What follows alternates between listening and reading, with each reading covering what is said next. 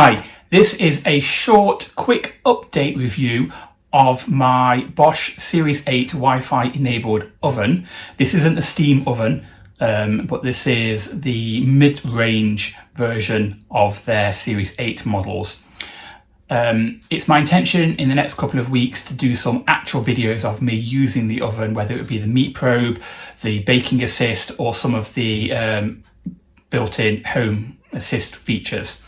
Today it's just a very quick update on how the oven is going.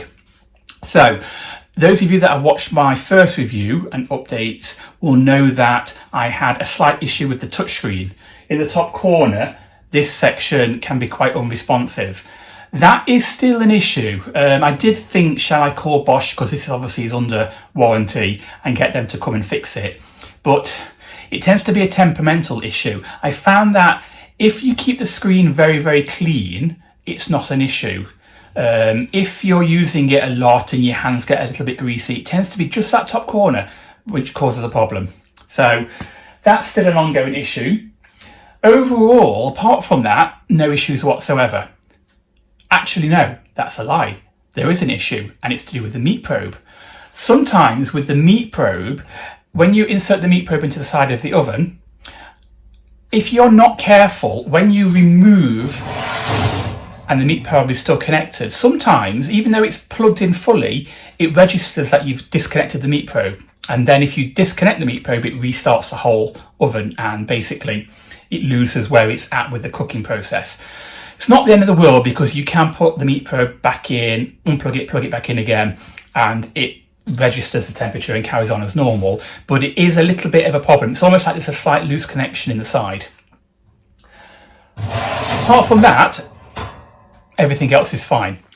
So here we are. If I just switch the oven on, again, apologies for the reflection. It's very difficult to film this. Let's see if the button works. See, it worked perfectly this time. Let's go back. See, right now it's working fine. Every so often it won't work.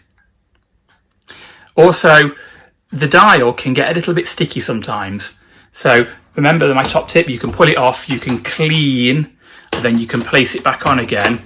And then when you do that, it does become a lot more sensitive, although it's probably still needs a bit more of a clean here. Let's go back to the menu. So I've used the clean feature quite a few times. One of my pet hates with the clean feature is that you still have to remove the shelves and clean them manually. However, if I show you inside the oven, you will see I used the clean feature over the weekend, so about 2 days ago, and as you can see, the oven is nice and clean.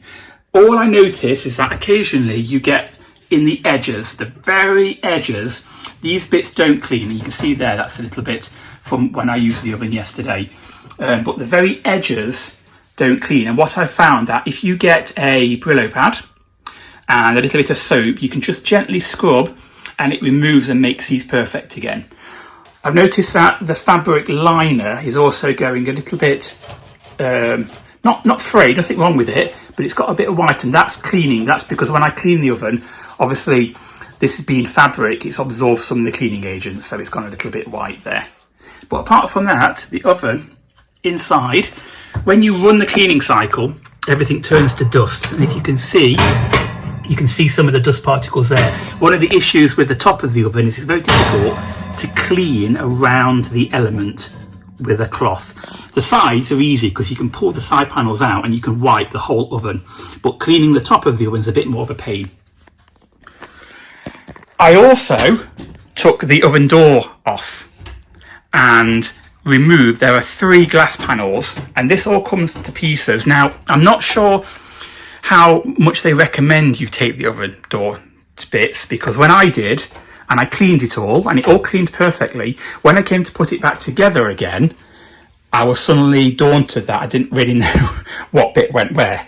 So if you have this oven, please don't take the oven door apart unless you either record yourself doing it or you take pictures or whatever, so you know exactly how it goes together.